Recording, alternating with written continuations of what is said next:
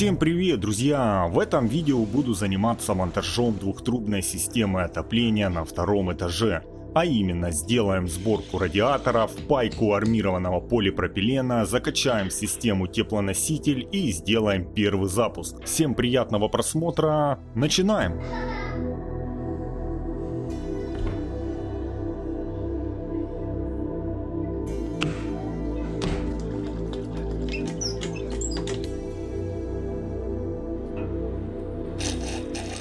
На этом канале вы найдете более 150 серий о изготовлении небольшого дома с летней террасой. Сердцем нашего дома является электрокотел на 7 кВт и теплый водяной пол. Первый этаж отапливает только водяной пол, и справляется он с этой задачей отлично. В описании вы найдете два плейлиста о изготовлении этого пола и установке обвязки данного котла. На втором этаже финишная отделка практически завершена. Пришло время сделать полноценное отопление второго этажа.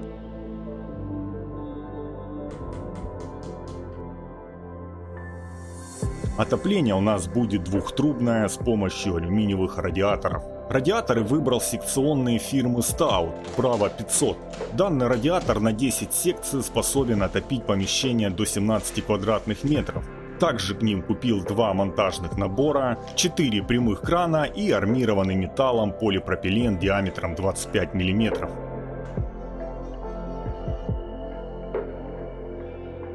Сначала просверлим отверстие в полу коронкой по дереву и прокину две трубы, подача и обратка. Позже они соединятся с электрокотлом.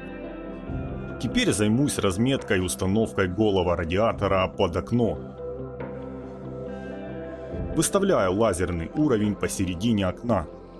Замеряю расстояние между полом и подоконником, учитываю толщину финишного покрытия. Ставим первую риску, это наша середина. Замеряем высоту радиатора, ее также можно взять из паспорта. Высоту радиатора делим пополам. Из полученной половины вычитаем глубину будущего верхнего крепления. Полученную цифру отмеряем от середины и ставим риску. Теперь на эту риску поднимаем горизонтальный луч. Сейчас нам осталось сделать разметку для двух креплений.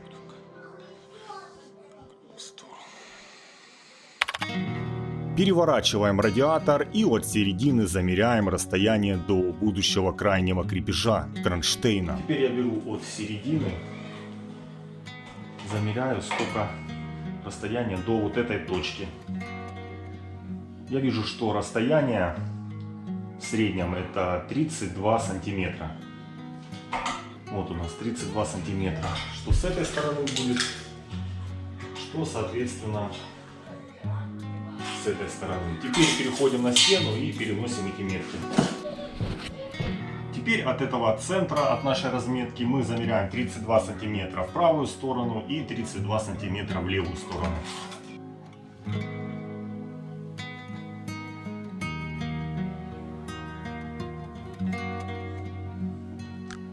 Теперь у нас вот первые две главные точки есть. Сейчас будем сверлить и устанавливать дюбель. Согласно разметке сверлю отверстия под дюбеля.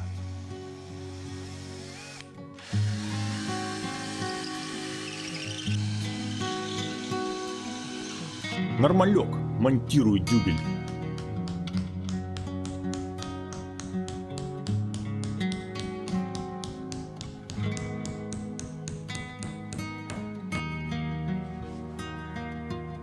Закручиваю кронштейн таким образом, чтобы после установки радиатора до стены было 30 мм. Зазор был в 30 мм между радиатором и стеной. Первые два кронштейна смонтированы. Примеряем радиатор.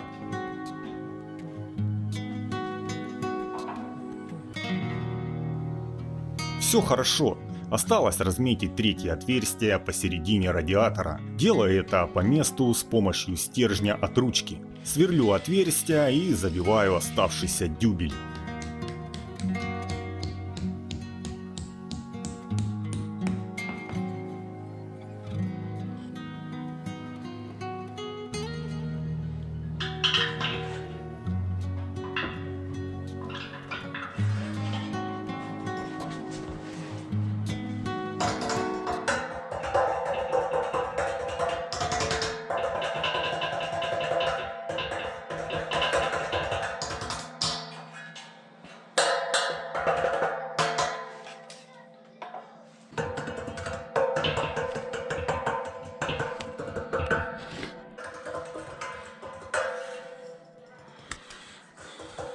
Первый радиатор на месте, аналогично монтирую второй. Тогач, ну чё ты, остался один? Того. Пришло время смонтировать комплект для радиаторов с выходом на 3/4. На всем наборе есть спецрезинки для уплотнения. Переходник сразу можно монтировать, это очень удобно. Дополнительно на резьбу наматываю 2-3 оборота фум-ленты. Говорят, что в будущем, допустим через 40 лет, эти переходники намного проще открутить в случае какой-либо переделки. Правда это или нет, не знаю. Данное действие в принципе не занимает много времени, поэтому решил дополнительно намотать фум-ленту. Внук, возможно, будет рад, откручивая эти переходники. Переходники закручиваем согласно резьбе. С одной стороны правая, с другой левая. Переставные клещи обмотал изолентой, чтобы при затягивании переходников не снять с них краску. Хотя в некоторых местах небольшие сколы были.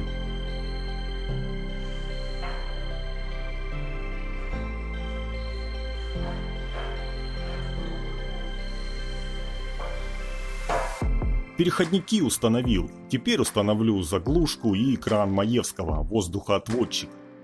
Воздухоотводчик монтирую напротив подачи.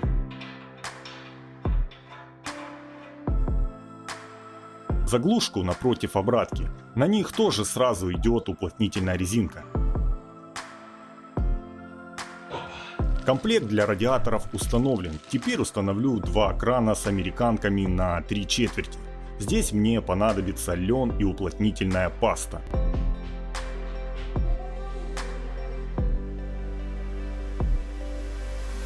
Подключение радиаторов будет у нас диагональное. Такое подключение очень эффективно при двухтрубной системе отопления. Главное, чтобы подача была сверху, а обратка снизу. Не перепутайте.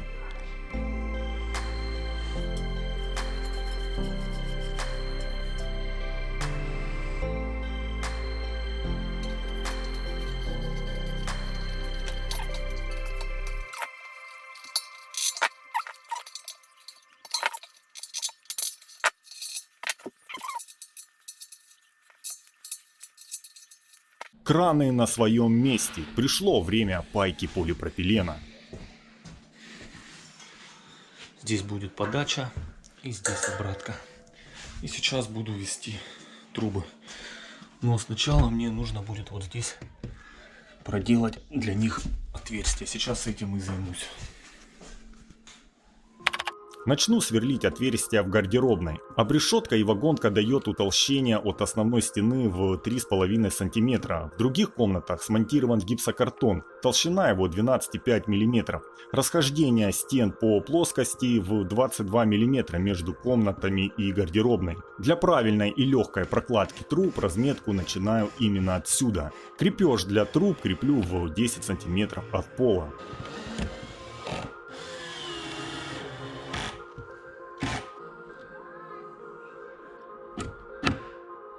Разметку делаю с помощью маркера.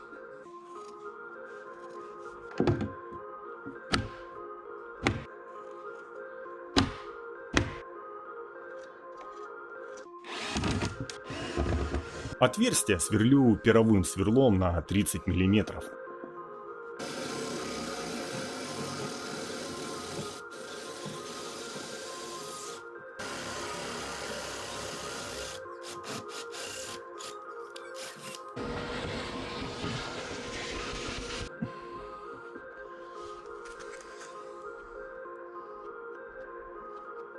Выход на другую сторону делаю обычным сверлом. Теперь по этому отверстию доделаю нужный диаметр в 30 мм.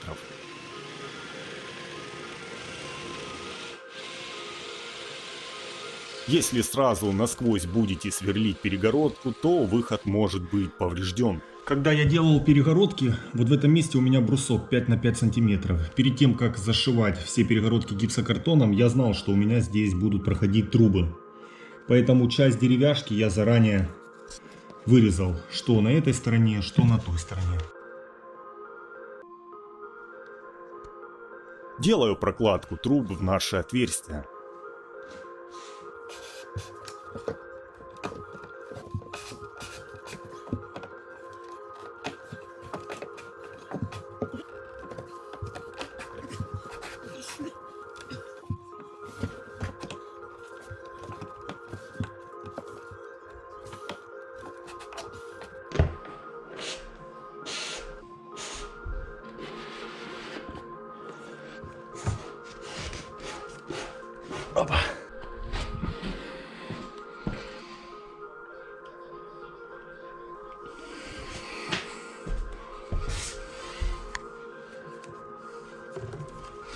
Отлично, вот теперь переходим на пайки.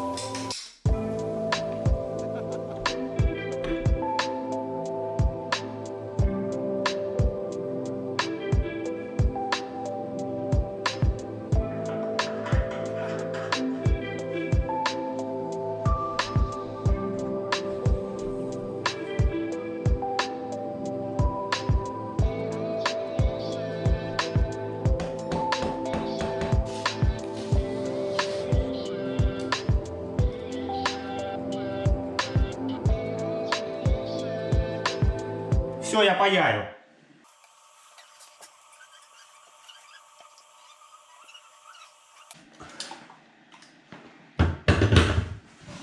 Держи.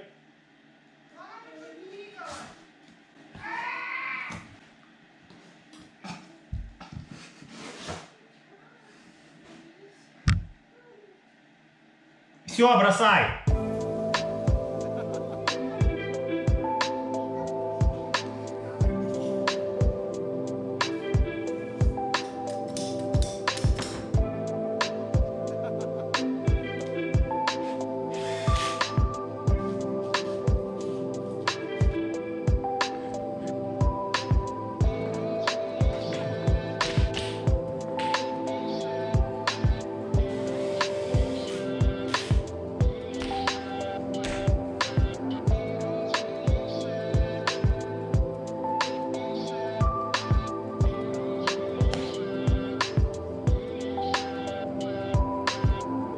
Чтобы меньше ошибаться в пайке, ставьте нужные риски с помощью обычного карандаша. В трудных местах пайки, конечно, лучше звать помощника. Соглашусь с вами, трубы, спрятанные в стене, намного эстетичнее, но для такой реализации нужен специальный подход и поэтапность проведения отделочных работ.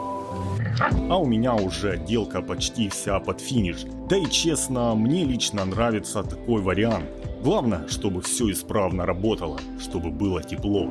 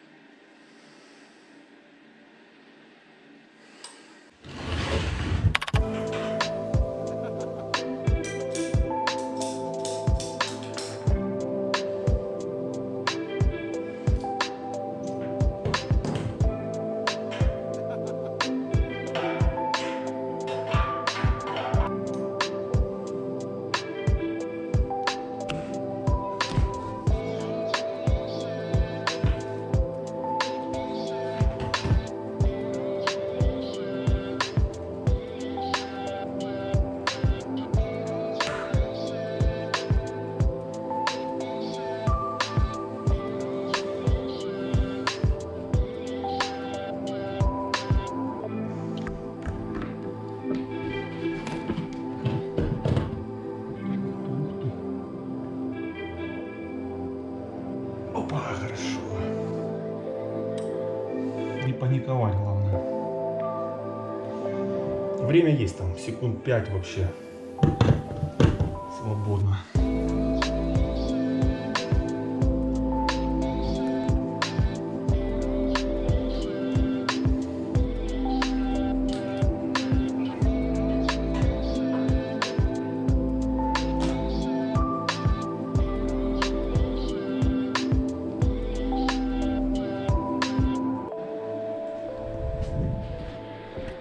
Закончил пайку полипропилена на втором этаже. Что у нас получается? От котла пошла подача. Здесь у нас тройник.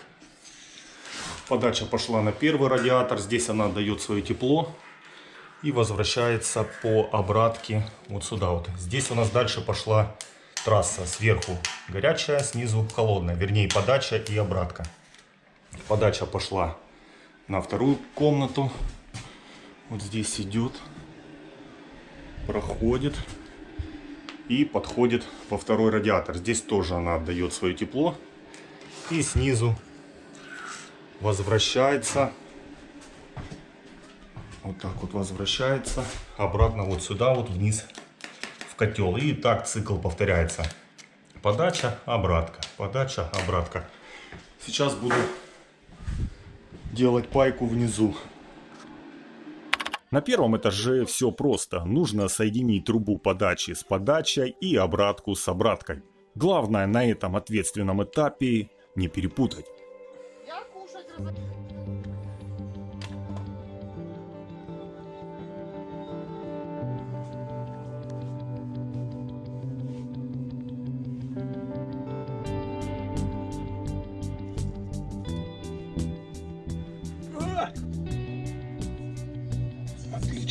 Обвязка радиаторов с котлом готова. Теперь нужно заполнить всю систему теплоносителем. Теплый пол работает уже второй год. Решил посмотреть на фильтр грубой очистки.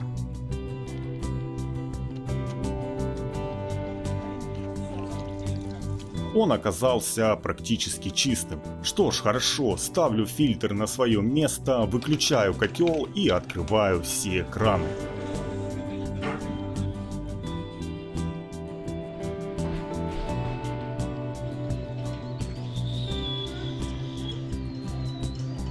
Заполнять систему буду бюджетным опрессовщиком, который отлично себя показывает. Закачивать буду обычную дистиллированную воду. Если вы не планируете отапливать дом постоянно, то лучше залить этилен или пропиленглюколь. Эти вещества защитят вашу систему отопления от замерзания. В одну секцию радиатора вмещается 310 грамм. У нас 20 секций и 28 метров трубы. В 1 метр трубы диаметром 25 мм входит 220 грамм. Итого приблизительно мне нужно закачать в систему 12 литров теплоносителя.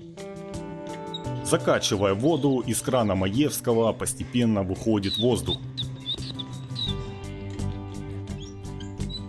Когда пошла вода из воздухоотводчика, я включил котел. Хорош! Предварительно закрутив кран воздухоотводчика. Так, надо закрывать, блин. Ай-яй-яй, тряпку не взял. Надо закрутить сейчас. Так, хорошо. Так, включай, я буду смотреть. Так, давления нету, пишет. Не-не-не, не трогай. Опа, он сам вроде включился. Пошло давление 0,9. Стал гонять. Но там воздуха, наверное, много. Чувствуется, вон по трубам все пошло. Но воздух там по-любому есть.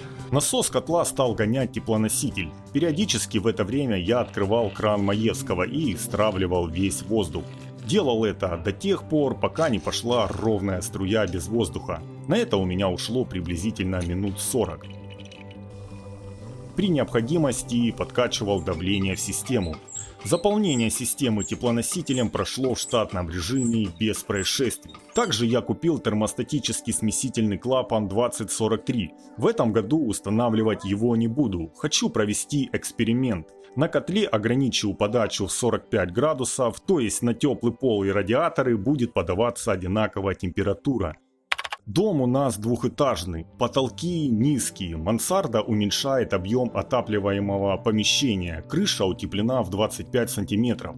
Все тепло с первого этажа по закону пойдет на второй этаж. Хочу проверить, хватит ли подачи в 45-50 градусов, чтобы обогреть весь наш дом до комфортной температуры в 24 градуса. И, кстати, живем мы на юге. Зимы у нас быстрые и теплые. Если в доме будут признаки нехватки тепла, а это касается второго этажа, то в следующую зиму установлю смесительный клапан.